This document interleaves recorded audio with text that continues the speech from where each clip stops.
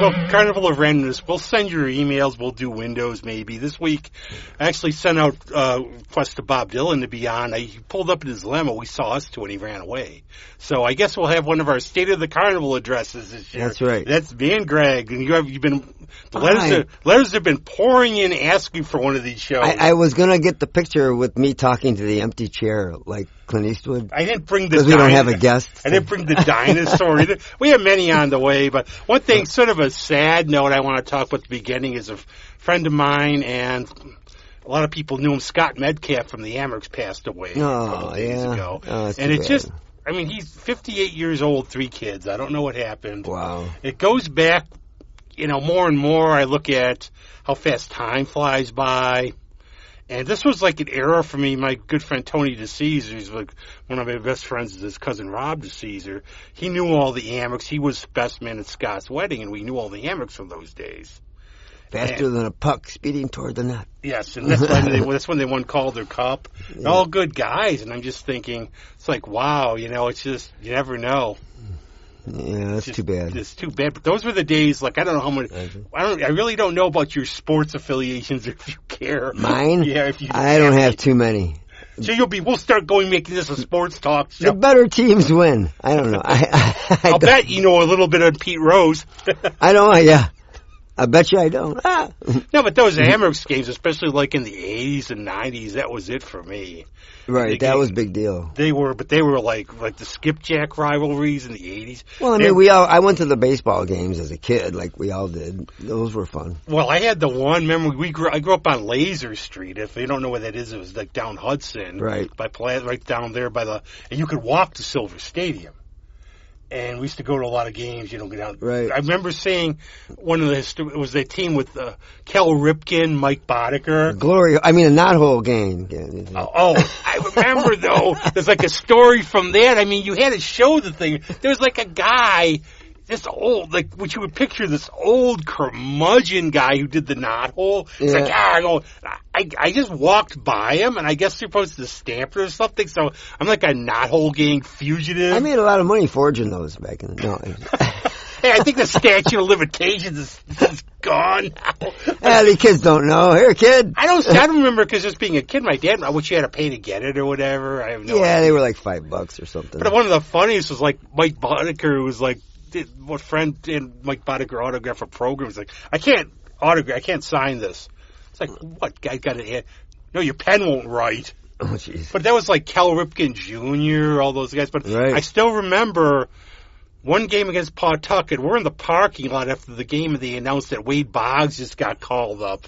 Oh, wow. So it was amazing, like, seeing that. That's when, like, the Orioles were actually good and popular here. Right. Well, aren't they our sister team or something or other? Or? I think they wouldn't go to the Twins, and are they like? I forget they even play now. I mean, it just goes to show you, I really don't know too much about. No, I don't. I know, like, people. Oh, I went to the Amerks. So I'm just going to go home. Well, we'll just make this an all sports show and everything now. Okay, but great. Rest in peace. More Scott. sleep time. Yes, rest in peace. That great, playing that great rink in the sky and everything. It's just, it's like a cliche, but like treasure the days. I see that more and more. I'm telling you, man. But this is like a conversation we had a little bit last week, and I'm going to be nice and not mention where I was, but I was at a venue seeing a friend on Friday, and honestly, the door crew should have been fired. There's a real rowdy crowd there, and the worst was there's one woman. She was plowed. She came around. She came around by me, tried to grab my plums. I'm like, go away. So she's going around trying to bother people. Your plums. Figure it out. I see. Okay. Want me to say cherries, berries? Back to sports, rattling the berries. Dingleberries. Rattling the berries is when a hockey goalie gets hit in the cup. Gotcha. But I was just like, get her out of here, And I think I could say this because I used to be a door guy. I mean, this should have been kicked out. And there's like a really rowdy crowd. She staggers around, goes up by the stage, falls into my friend's mic, and spills water all over her. Wow. And the question I want to ask you is, like, have you seen, or have you ever dealt with this yourself playing? And how, have you handled it if you had to? Or have you seen Well, it usually doesn't affect me too much because by the time they fall in front. Well, wasn't the saying like with a couple Keith mic Moon, stands go down? Wasn't it like Ringo said when they were throwing? You have the cymbals. Oh yeah, he should deflect the cymbals up. They throw stuff at you and everything. Well, that was in the Philippines, I guess. He said they were nervous that they were going to get shot. And stuff like that. It was crazy. Actually, there's a good book about Paul McCartney in the 70s, and I guess when they were in Africa, they came close to getting killed. Wow. It's like one of those dictatorships or something. Go read the book; it's good. What his book? It's a book about Paul McCartney and Wings in the 70s. Oh, okay. And Paul McCartney's always been a band guy. I mean, he really isn't a soloist. I mean, he runs the show, but he needs a band. He's a band guy. Yes, mostly like for incidents for bigger concerts I've seen. It's more like for Rush one time, Geddy stopped the show just to tell people to stop pushing in front. Right. Because that was one. I mean, I almost got like the Who in Cincinnati in '78 at an Iron Maiden show. Right. So I was up front. I remember Dave Smith is playing the national anthem, doing the whole Star Spangled Banner Jimi Hendrix thing, and it went black. Oh, wow. And I'm thinking, okay, if I fall in this, bye-bye. Yeah, I was really. I'm like dripping. I just went out, hit the water fountain, and stood back. But for the Hold Your Fire tour for Rush of all bands. Yeah, I mean, I never really understood the whole rushing the stage thing. I'm not really sure. It's like rushing to a red light. You know what I mean? Like, what time are you getting out of it? I don't know. Maybe because rock was like, if you read about rock in the 50s, it's a special time of crazy. Yeah. Where there were riots at all kinds of shows. It was new. Yeah. Fats Domino got... Well, yeah, but the Who thing was 70s. It was That's 78, I know. It wasn't new by then. But Fats Domino got banned for tour. Some tours. He caused 4 riots at a Fats Domino show. Right. With the Stones, the Beatles. But yeah, by 78, I never got... I don't know what it is. It's like the whole, there's always a fear. I remember a friend told me when Reagan spoke here, it's like he spoke at the War Memorial. Uh-huh. He said there was a scary part, people would have fell on their swords. It's that idea of the crowd, you get together. Well. And you get the madness and the stuff of crowds. Well, every politician works that. But I'm just doing that with the Who, though. It's you got a huge stadium. What the heck? And it's why do people act like that? Yeah, I think it's some sort of special fantasy to be up front or something.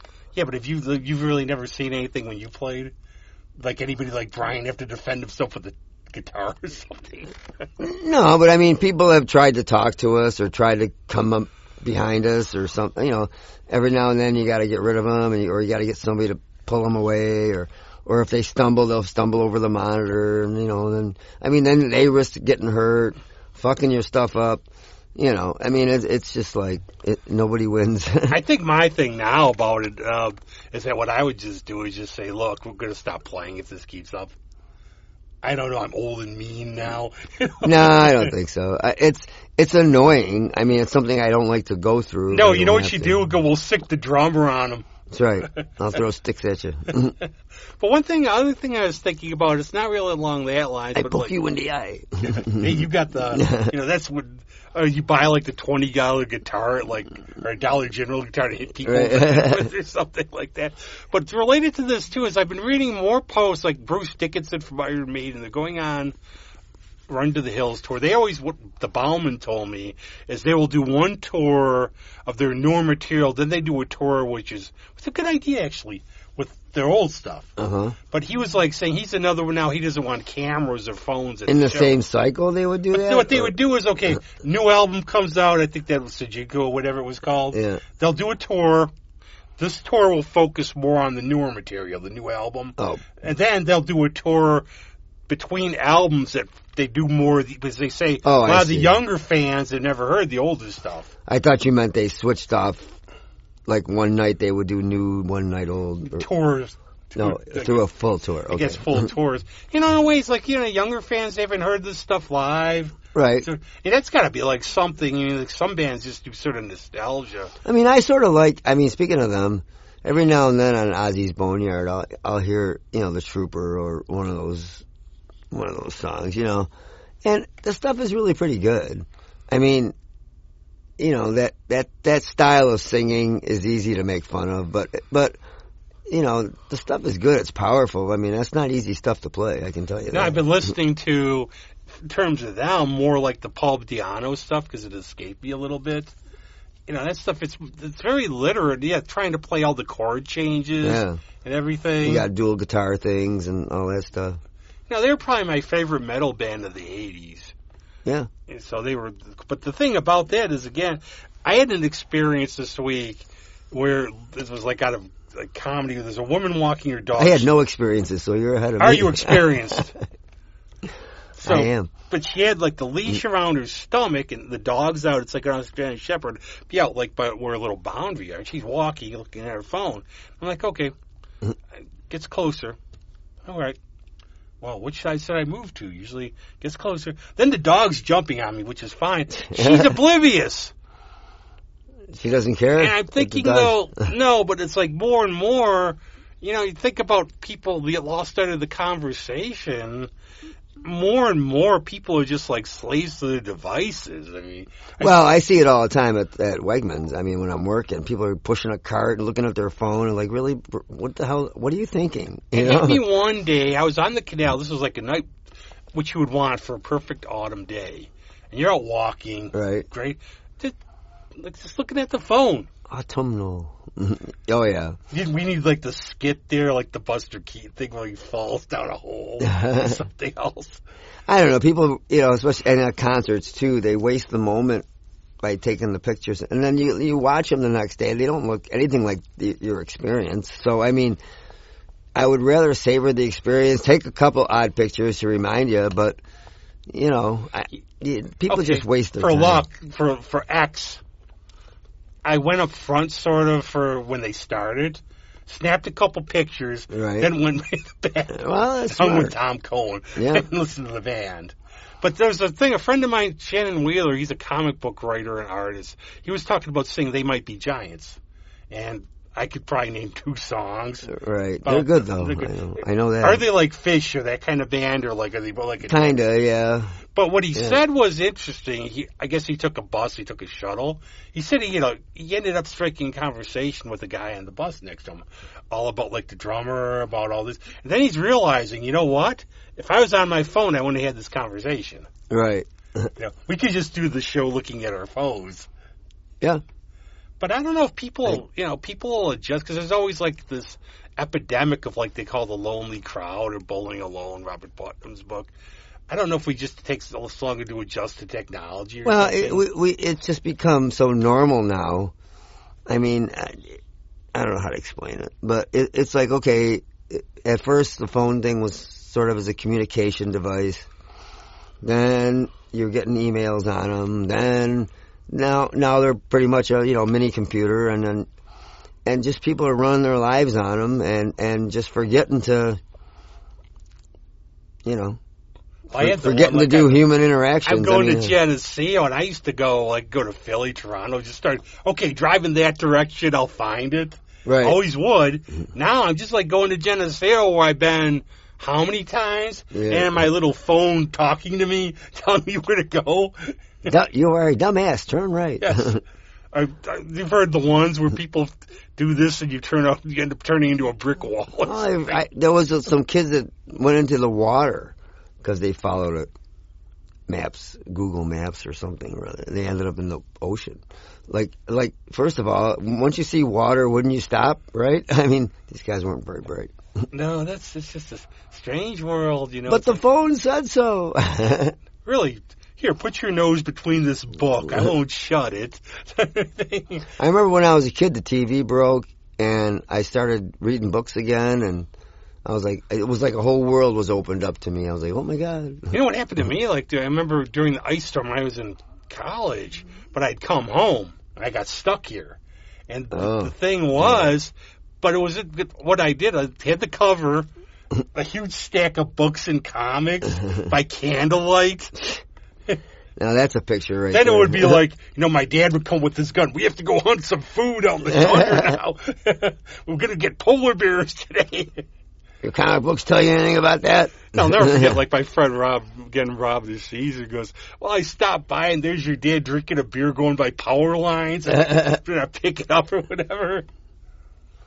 But it was amazing. I mean, it was different then like that. But I have some, like, really important topics now. Okay. So, your thoughts, deep dive, what do you think of, I think I might see them both, the Superman and the Fantastic Four movie coming up. I had a feeling you were going to bring that up. I don't know. You read so much stuff on Google News and whatnot. You know, it's just like, I mean, the trailers look good. I haven't seen much for Fantastic Four. I just don't know why they have to have Reed Richards with a mustache. But you know, other than that, I'm gonna give the movie a chance. I mean, hopefully it'll be good. It won't be the train wreck that other one was. I actually tried to watch that one, man. It was brutal. Oh, that last one? It was brutal. That was. I can't even remember it. I tried to watch it. It was awful. And it was horrifying. But the Superman one, I mean, there's so many characters in it. I'm curious to see how the story's going to work out. I hope they're doing a bit of a show and tell. But I'll see them. Where they're really not, you know, they're showing us everything in a way, but they're not telling us everything. Right. I guess that one guy's supposed to be Maxi Man, the alternative evil Superman from that other... Oh. The guy with the helmet or whatever, and the okay, they got like a dragon. I saw a Metamorpho, Hawk Girl, Cujo or whatever they call Terrific. it. Yeah, good old Crypto. Yeah, that's going to be a story. I don't know. See, they won me. Some people were complaining. They won me over as soon as they called Crypto. Yeah, thing you would have done though, we should have like picked up a big iceberg. I'm not going to fetch it for you. Well, he's going back. He's going back to the true comics roots, you know. I mean, he's trying to put as much stuff in there as he can. You know, but I mean, I just look at these. The worst part is I have some sort of hope for these ones. Yeah. You know, which worries me. The Hulk? The hopes. Oh, hopes. Oh, maybe the Hulk. Maybe the Hulk, too. You never know. Well, I think the Superman movie is going to be better. I mean, the Fantastic Four movie might surprise us. You know, the way they're not talking about it, sometimes that's better. But... there's a lot of, you know, you hear all these different things. And that's the thing. I remember when especially Star Wars new ones came out, there were all these rumors online all wrong. And there was one YouTube channel, they posted 32 rumors that were going to happen for sure in the Star Wars plot. People hate me now. It's some fun. That were all wrong. Wow. All these like, I have this leaked script. No, you did. It's something like that. Wow. Well, yeah, they try to be so secretive about it, and then, you know, all it takes is one jerk to sneak on. Now, the story I've heard is that, like, for the Silver Surfer being Shella Ball, is that I guess there's like a comic Earth X where she is. It was her instead of Norrin Rand. But I guess the idea is that they want to use him for like a bigger thing than this. Oh. So that's why they used her. Okay, well, see, I don't know. I mean, like I say, I know so little about it. I mean, I've read that part, but I heard the CGI for her is bad. No, it is. But that could be like that old Hulk movie, like the first Hulk movie, where it looked horrible and they had to fix it, so it might not be. But it did look bad. I mean, they shouldn't release these things if they're not finished, you know. I know, but I mean, they have Galactus looking like Galactus. But I was reading...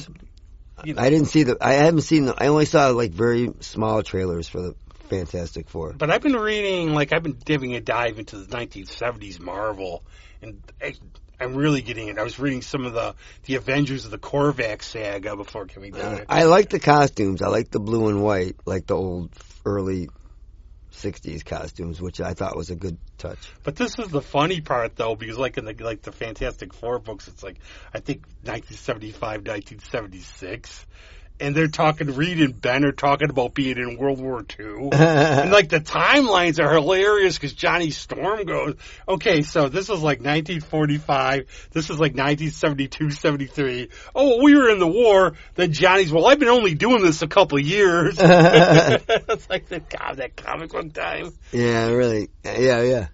Comic book dimension. Well, I also think that they're starting to use this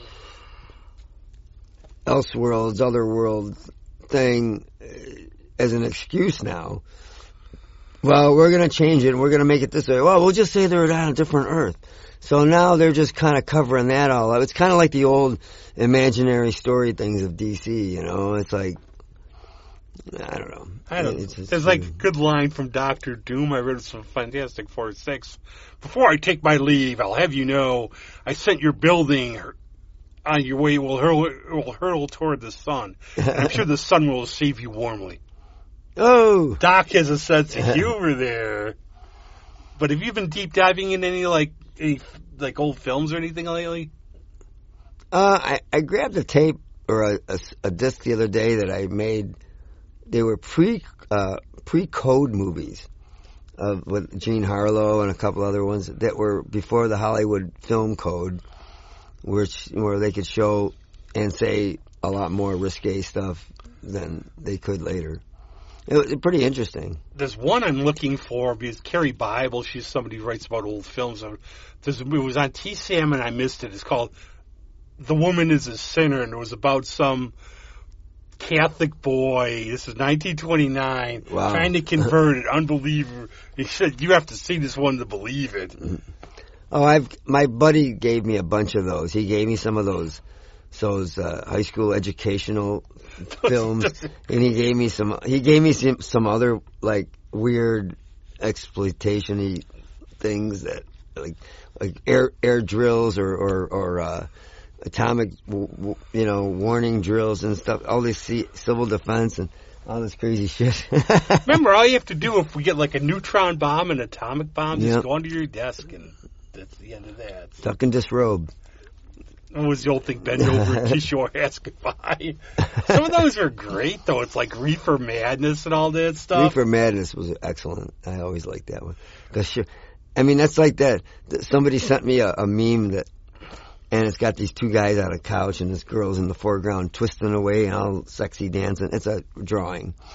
And the two guys are going, "Yeah, man, she's really with it. Oh, yeah, thanks to the pot." I think I saw that one. I mean, I'm like, geez, nobody ever told me that's what it does. That was like the best hippies were on Dragnet. Yeah. Those are the best. Remember what, the blue guy? Yeah, the acid guys. The blue guy. Or the one they put the baby in the oven or something because they were on acid or something. Well, they had that one. The early 50s ones had a lot of marijuana ones.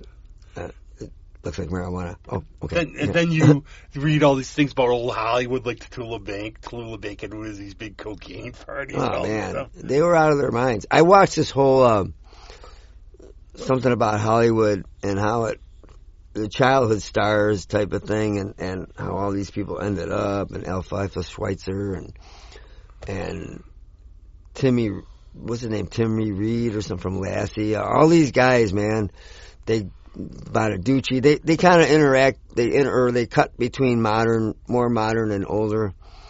And it just seems like once these kids, they were all directionless after they. Well, it got like Judy Garland, they had her wife, like some doctor they had there, terrible. Wrapped up on like Valley and all this stuff.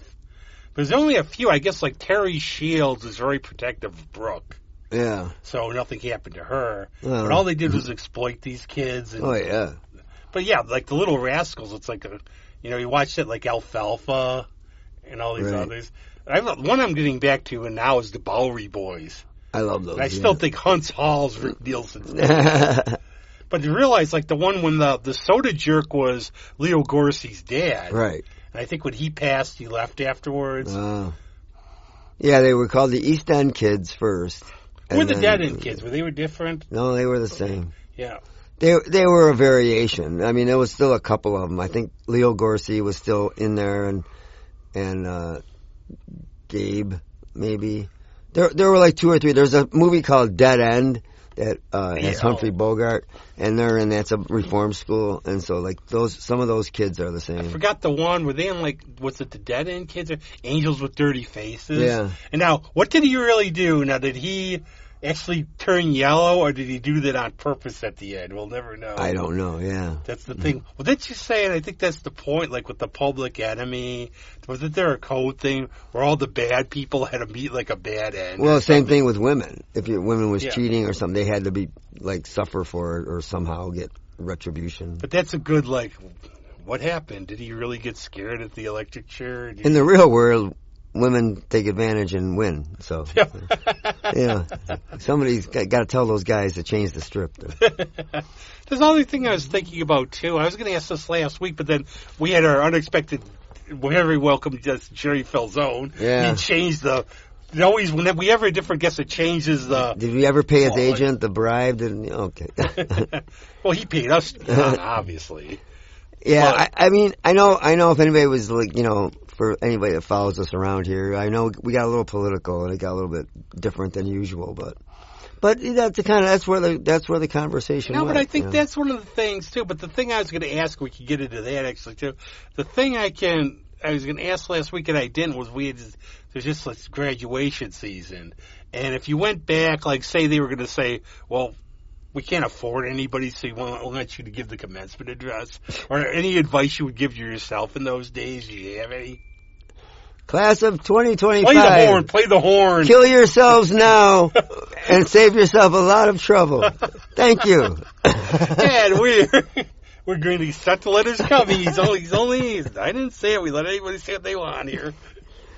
Well, no, they try to be so inspirational, but then these kids go out there with unreal expectations for money and all that stuff. So they don't want to start at the bottom, and they don't want anything intermediate. They want, I trained and I'm going to do this, and this is what they told me I could do, and you can do anything. You get a trophy. You're special. Did the bishop talk at Carney? I think like the bishop just talked. I think so.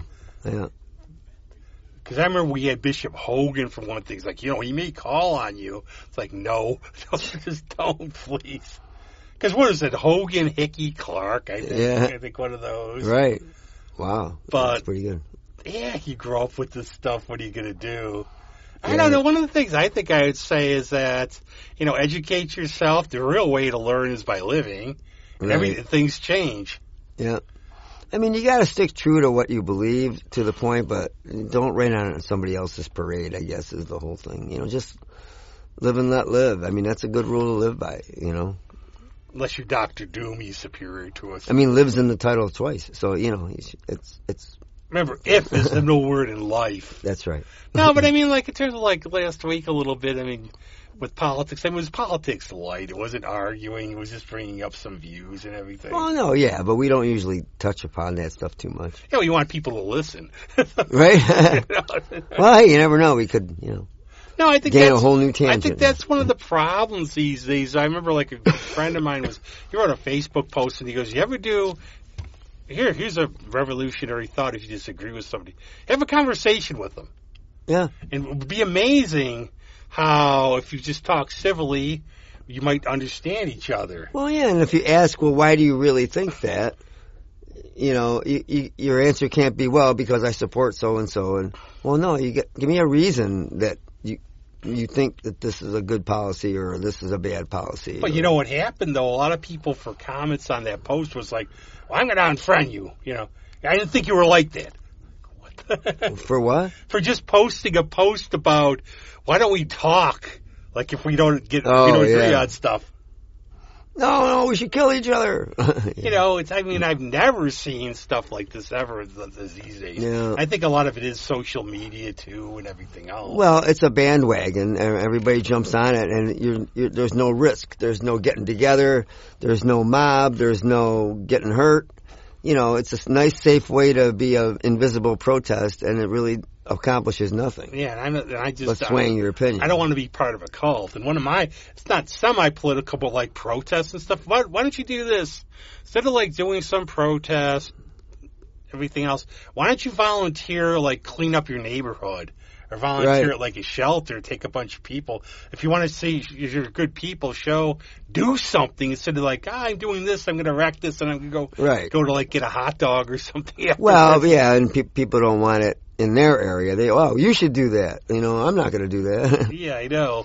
I mean, can you see that in some neighborhoods? Nobody's going to want strange people in their houses. But I don't know. I remember like still the one. This was like in Pittsburgh. One of my friends gets to knock on the door at midnight, and there's a kid, there's like a teen in a diaper holding a cake. Yeah. And now, like, what's going up in Gates, I mean, you know, if you're knock on your door at noon, the 12, you better call the cops. Or Right. But it was some kid pledging a frat at RIT. How weird. And I don't care. See, that's like my scary feeling, almost like cult-like behavior. That's why I never wanted to belong to anything. Never really understood that stuff either. Or like they would do stuff. I heard the one where like they get the pitchers of beer and they would put it down the guy's back and it would go through his butt crack. Right. Then you'd have to drink it. Like, yeah, I'm going to belong to something like that. That's so. See what I would do stuff. for like if I would do for a frat, and yeah, we had to survive alone on a desert island to train for the podcast. Well, but what I would do is I would have these ridiculous things you had to do to join, like, the club. Yeah. And the first person who refused, you're in. Yeah. We like you. I'm not doing this stupid stuff. Right. I'd rather have independent thinkers, yeah. I mean, there's a great line, John Mellencamp, if you don't stand for something, you're going to fall for anything. Yep. So, I mean, that's kind of where it's at. I mean, you got to be strong enough to say, "Hey, I believe this. I'm glad you don't see it my way, but you know it's okay. Let's go get a beer anyhow." You know? I've been listening for him. I've been listening to his song "Eden Is Burning" lately. I never and heard it's that almost, one. you know what? It's a sequel to Jack and Diane. Oh, and it's just the only thing I don't like about it is the chorus is a little over. He's got to do his yeah. But I remember seeing him the first time. It was like ain't even done with the night he did the James Brown thing where they had to keep grabbing him. He kept running back. Did you ever see that? No. No. He's a weird guy though. He sort of hates his career in equal parts. I mean, it's sort of like, you know, and he'll talk about like he'll be dead by 80 because he smokes. Yeah. But I remember like when he came up, he's just John Cougar. He's doing like biker music. Right. And I don't know. Some people, you know, they start taking themselves too seriously. He's like supposed to be the poet of the Midwest or something. They believe their own hype. Well, look at that song there. That I Need a Lover. That won't. You know. I mean, it's got that big long intro. I mean, Pat Benatar did it and cleaned it up, but. You know, that song used to get played a lot. It had this stupidly long intro, and you know. Yeah, it would down. Okay, Yeah. anytime. Was he having a cigarette break? A Yeah. whole pack? Right. I think there's a good point about music, though, and about like politics too. There's like, I'll actually do one of my weird analogies, but CM Punk, the pro wrestler, he did famous in wrestling called the Pipe Bomb interview when he's with WWE. So when he sat down, he's talking. They call it a shoot when you're doing it for real. And now Paul Levesque was asked about, was this real? Was this real? And all Paul had to say was, do you think we'd let anybody on air for 10 minutes if we didn't want them on air? Right. And I think there's a good point. You get a lot of bands, they start off authentic. You know, you're working out like 5 years going around in the vans. Right. You know, real rebellion. But then say you make it big. You think like these record labels are going to let you really do anything revolutionary or profound? Right. It's got to be sort of like, you know, that good old, you know, corporate rebellion, just the phony rebellion to sell to the kids. I think that's why a lot of early albums are so valuable because they just represent the artist in a truer state. You know, I mean, I don't like the term selling out because you got to make a living. And if you know, this whole suffer for your art thing, yeah, it's great in as a banner or some sort of philosophical thing, but it's not really practical. So, you know, you have to have some kind of commercial success, you know, to follow you around. You know, I think there's like a good quote by somebody. Anybody who says, I don't want to sell out, I don't want to, bullshit. I would rather have, like, if somebody came through the door now and offered us $500,000 a piece. Right. I'm there. What do you want me to say? You have to wear chicken outfits. Okay. We're going to talk about cornflakes every week. Sure. Yeah. You know, but everybody, and there could be a purity, though, to it. I think if you don't stray from the kind of, you're trying to purposely, you know, you're trying to do something commercial you don't want to do. That's selling out more. Right. You know, well, like we had like Liz Phair where she just said, look, I'm just selling, you know, my alternative. I'm going to do a purpose pop album. Something like that. But like a Triumph, or there's like Rick Emmett was saying, our albums is sold well, you know, but we want to get it not from but to like the 3 million or so. So they purposely tried to do like commercial-friendly radio stuff. Right. So what happened? The album after that bombed. Yeah, it's funny how that works. I mean, people reject it sometimes, or they embrace it. I mean, it's a crapshoot, really. They're an interesting band. I was thinking about them. You know, they never opened for anybody. All they would do was throw their money into their light and stage show. Wow. That's all they would ever do. Yeah, I mean, there is that. I mean, like last night I played at the Beachcomber, and the guitar player brings all his own stuff for the sound, and he has the lights, and he has the subs, and he brings everything, and he gets a good sound and everything. But I'm just saying, you know, we were talking about gear on the breaks, and he was saying how he's got his eye on some different things, and he's talking about these lights and those lights that spin around. And apparently they're pretty expensive.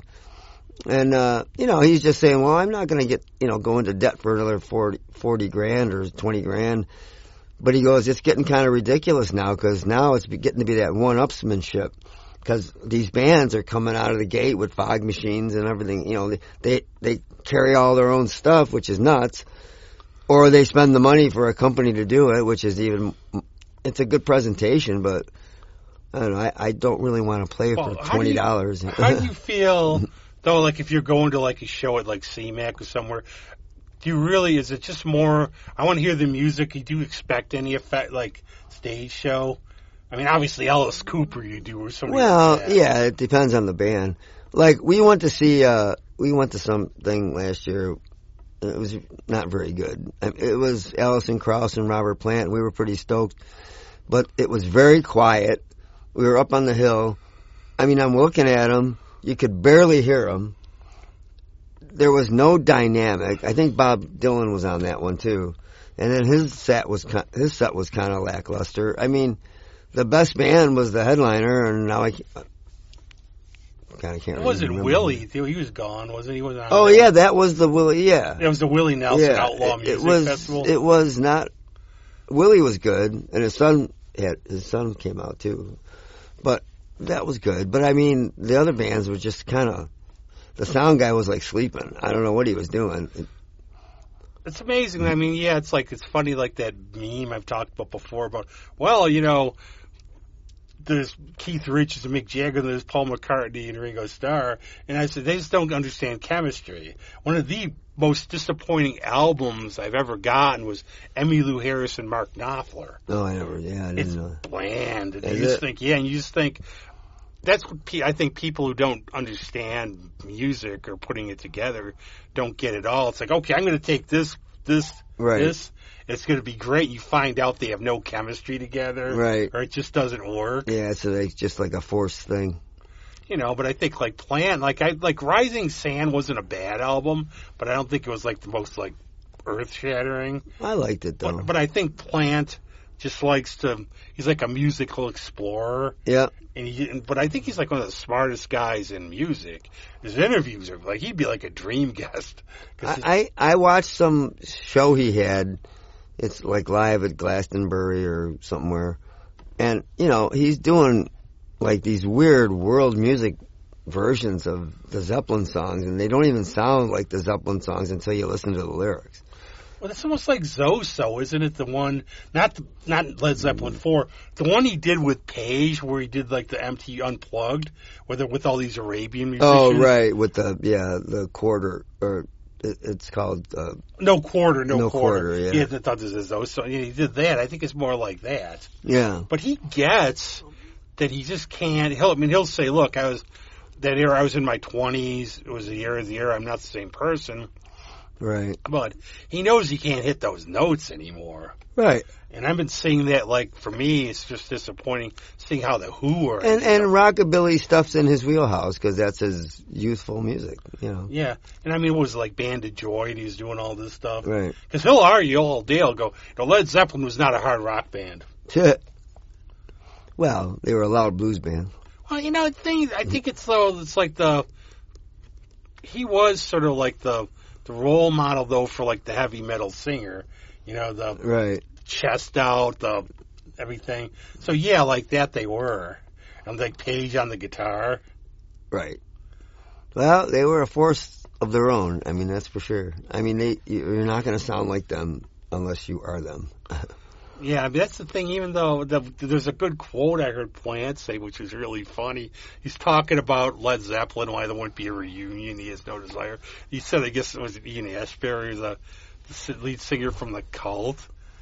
I guess Polak did a Twitter or something. Said, "Thank goodness, because if there's ever a Led Zeppelin reunion, we'd have to change our act." Right.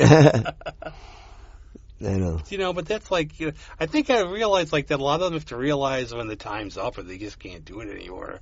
Right. Well, yeah, it's kind of like what Jerry was trying to say last week, although he used McCartney as that example. But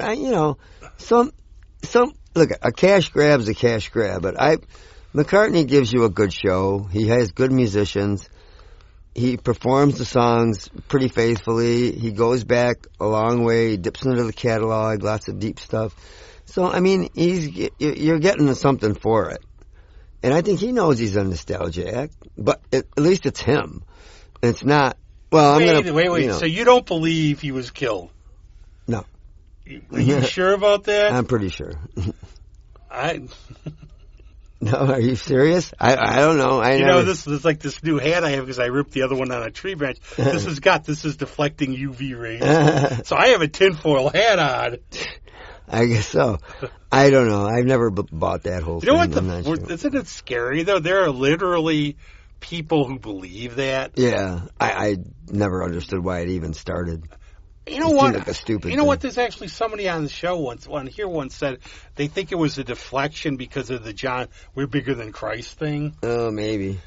That's the one thing I'd love to hear, like Paul or Ringo say, is if they heard about it and they tried to like play with fans with some of the stuff, or if it was just a case of like the Mandela effect or something with people just seeing stuff. Well, and then when you even think about that statement that Lennon said, I mean, what he meant was true.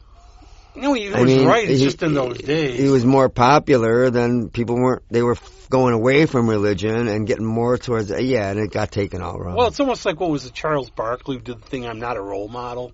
Right. But people take it as, well, no, he shouldn't be a role model. But it's funny you mentioned Dylan because that's probably most of the time when I've seen bands, they're fairly consistent. Right. You might get like the really great thing, but they're always, no matter what, they're going to be. But he's like the one where last time I saw him was 2018, I think, 2019-ish, at the auditorium. And he was really good.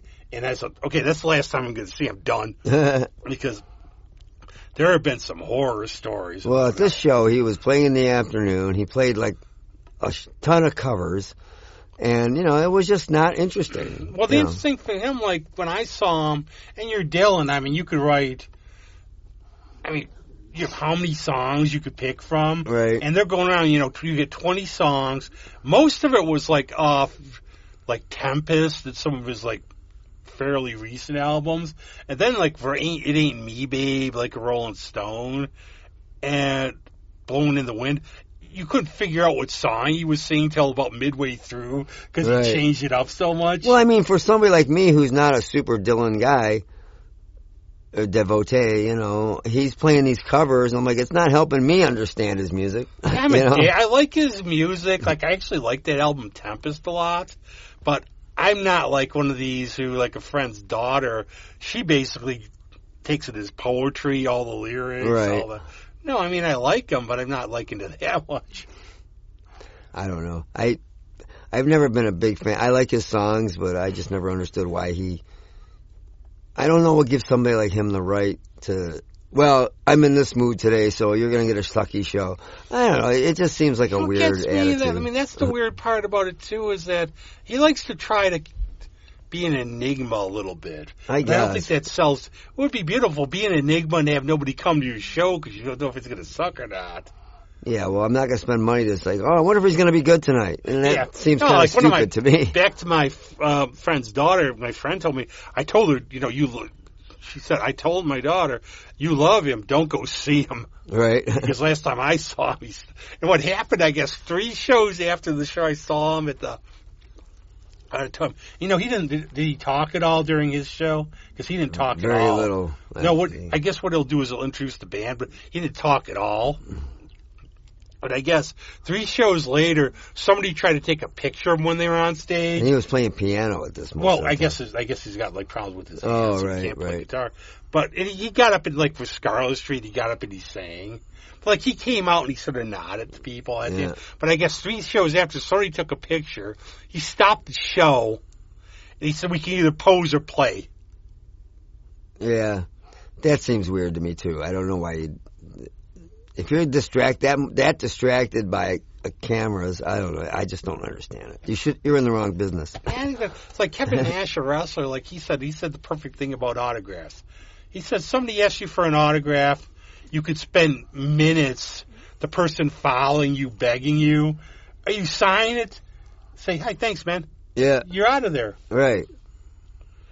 You know, so I don't get it. I mean, that's almost like a case of would you hate, like, all of a sudden if, like, Barry Gibb from the Bee Gees say he wanted to perform the Bee Gees and wants you to be the drummer? Would you hate being famous? Would you go, "No, I prefer"? Oh, no. I want to struggle. I want to struggle. I want to keep making $60 a night. I want to buy the hash at the dollar store. That's right. I'll miss it. You know, so I mean, well, that would be awesome, but probably not going to happen. But the hash at the dollar store? No, it'd be nasty. Would you, if you were going to be paid $50, dare do the dollar store burrito or the hash? Or the little Vienna sausages? I'll give you another choice. Probably Vienna sausage. Keep that. Yeah, then you wouldn't be able to play any gigs. You'd be drinking like for a month after those things. Salt. Oh, those are. I actually have like one of my little humor things, being on the road a lot, like for my job those days, going in all these. I get such a kick out of. You ever go like for the $3 those knockoff sodas? Oh, the right. names of them. Yeah. There's like what is this, like a funny colon name? But the best are the Mountain Dews or the Dr. Peppers. Yeah. Dr. Pepper. Yeah, they got Fountain Stream. Weird names. I think those are hilarious. There's like some brand too, I forget, it's got like little stars on it, the colas. I've become one of those like weird. They're probably all the same. Like one of those old soda connoisseurs a little bit, where I try to look for them. Because I know like Greg Prevost is a tab man still. Yeah. But I try to look for if there's Mr. Pibb or Big Red. Or Fresca made a comeback. Yeah. Or like always, I have this weird thing if I go to Pennsylvania, if I stop at like a station or something, it's not great, it's not terrible, it's like middling. Turkey Hill iced tea. Oh, yeah. I mean, they still sell Fifth Avenue candy bars and stuff like that, but not all the time, not everywhere. You gotta go, like, I noticed they're out more southern. They're more like, not Fifth, they're more like on 42nd Street. Right. But there's one, if you can find it, Cherokee Red. What? It's a drink, but I guess you could find it's called Cherokee Red. I remember it. And there's the other one, Tahitian Treat, you could find. Oh, yeah, that's good stuff. I like that stuff. You get into this weird nostalgia stuff for like sodas and stuff. Why not? No, well, it's like one of those things. You go back sometimes. There's like the thing was brought up to me recently about the good old days. About you have to be very careful about TV shows you liked when you were a kid. You might see them now, and you might not. Right. Oh yeah, definitely. One for me, The Rookies. Oh yeah. And I tried watching some of them, and like I watched this. Well, most 70s stuff was pretty strange. Kojak's still good. Columbo's still good. But that would have been great. There's like that one Superman thing I sent you about the making of the first movie. Yeah. They were originally going to have a scene where Superman goes on a rampage trying to look for Lex Luthor. And he's chasing down all the bald guys he sees. And he sees a bald guy in New York City. He goes down, look at him. It's Kojak. Hell, he didn't care. Who loves you, baby? It's hilarious. Yeah, it would have been funny. But this is our like state of the Carnival. And what are your thoughts been doing this for years? Have you enjoyed it? I'm just I've been trying to make my time count more. Basically, like I have to get up and I usually start by getting up. It's always a good way to start, folks. No, one time, you remember those... No, but I look at my calendar. What am I doing today? I have to actually like plan things out. Like, well, okay, today I'm going to load my car because tomorrow I got other things to do. I just have to really figure some stuff out. But I'm enjoying. I'm trying to spend more time having fun and less time stressing around. That's funny. Remember those old games, like on the computer? I used to love those, the scroll games, where it would be like a sentence, you would have to put the answer, and then it would go. Yeah. There was one of them got stuck on for forever. Why? Because the first thing you were in bed, what'd you have to do? You had to wake up. Those are fun, though. I like those. I never was a big board game person. Well, this was like on the computer. So. Oh, computer? Yeah. Now, board games, it depended, like, what the people you played with. You used to play Monopoly for Jolly Ranchers and stuff. Jolly Ranchers. Hey, it was gold. Back in jail. I don't know. I have this weird theory about, like, some treats, and I always thought, like, the real weirdos I would see out, like, at concerts were Jolly Ranchers fans for some reason. Mike and Ike's are good. I always went, Jolly Ranchers. Mm-hmm. But would you have, like, in terms, I think the only way to do podcasts, too, is, like, you have chemistry and you evolve over the years. Really? Yep. I don't think you could teach it. Are we doing that? We should have chemistry, I think. Are we evolving, though? I think we have. I think, the worst thing, listen to an early one and listen to now. Yeah. I'd have to go back. I'd have to listen to a bunch. We're probably... Like reading off what is your favorite color? Why, thank you, Rob. Oh, my God, there's this old radio show, right? It's called Police... it's Gangbusters. So that Philip Lord is the guy that created all these crime dramas. So he always has like some real life police chief or something on the show, like narrating about the crime from his particular file. And I guess the announcer's name is Don Gardner, right? So he's like, and for tonight's proxy host, you'll have the chief of the Seattle police, so and so. Mr. So-and-so. Thank you, Don Gardner. Well, folks, it's the way it is. And it's just like so obvious. It's like so stupidly done. That's right, Don Gardner. Those radio shows, I love those old radio shows, though. They used to be fun. Yeah. They had some, I remember One Step Beyond was a good one. Yeah. I mean, a lot of stuff started on the radio. I heard a Blondie and Dagwood radio show the other day. It's still got the people from the movies in it. Well, that's Penny Singleton and Arthur Lake. And I think, too, you had to really... I mean, there's a real art to it, too. I mean, obviously trying to do the effects of somebody banging a bell in the background. And Penny Singleton was the voice of Jane Jetson, I'll have you know. Oh, she was? Yep. I didn't know that. She just died. Well, not just died, but she was 93 or 4 or something when she passed away. Yeah, she was Blondie forever on the radio and in all those movies, and then she did the voice of Jane Jetson. You know what I just got? I found it for like a couple $, the Ma and Pa Kettle Collection. Oh, no, those are great. Ma, Pa. Those are pretty on PC, That's always... actually. You know what? I haven't dove into them yet, so... Oh, my God. Well, that was the whole thing back in the 60s. CBS...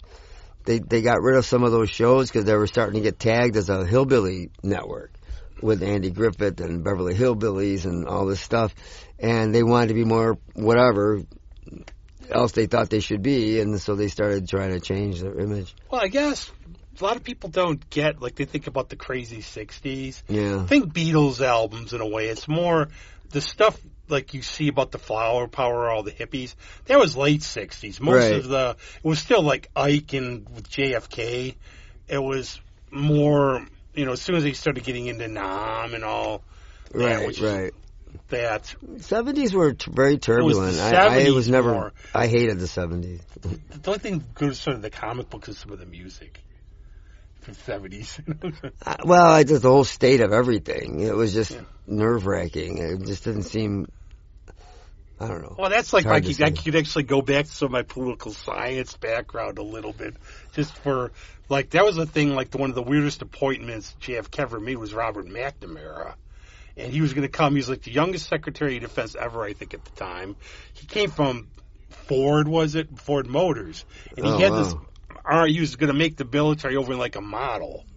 And they didn't get about Nam was that the morale was really low. People didn't want to go there, and they never caught like the backlash.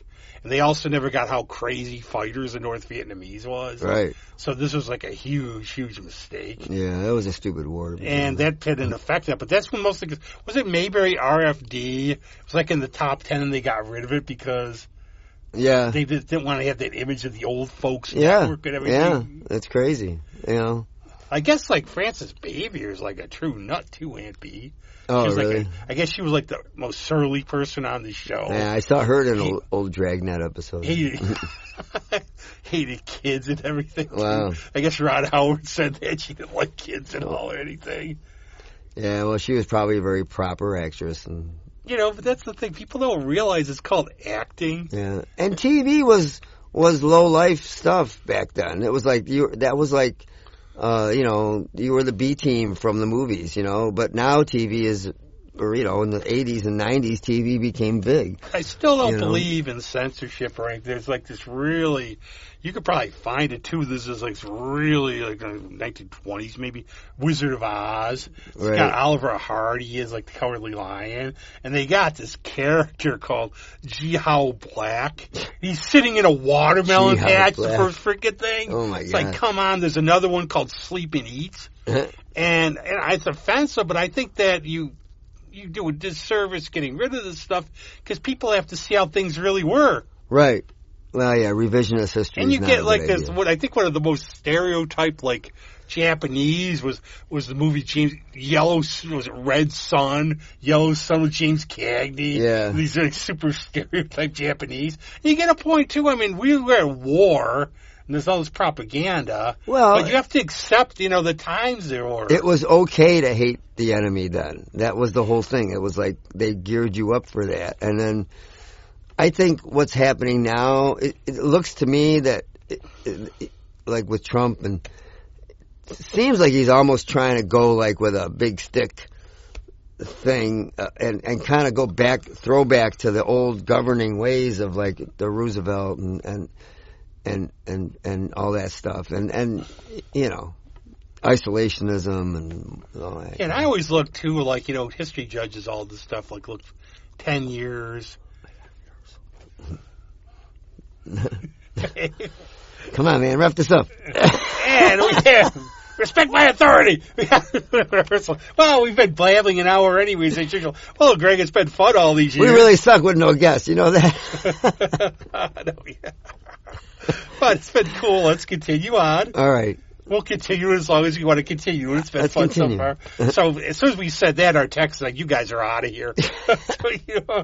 But why don't we, since you have to rehearse, why don't we rehearse one of your songs by playing one? Okay. Let's play Trailer Romance. It's a little bit of a country mock on rural love. Cool. And here's for the next year. That was the best wrap-up ever. Yeah.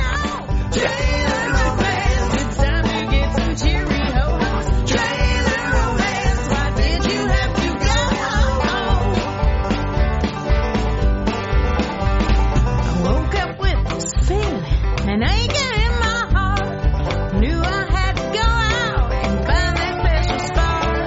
Look for the one that loves you true. Then you'll know what to do. Saw him there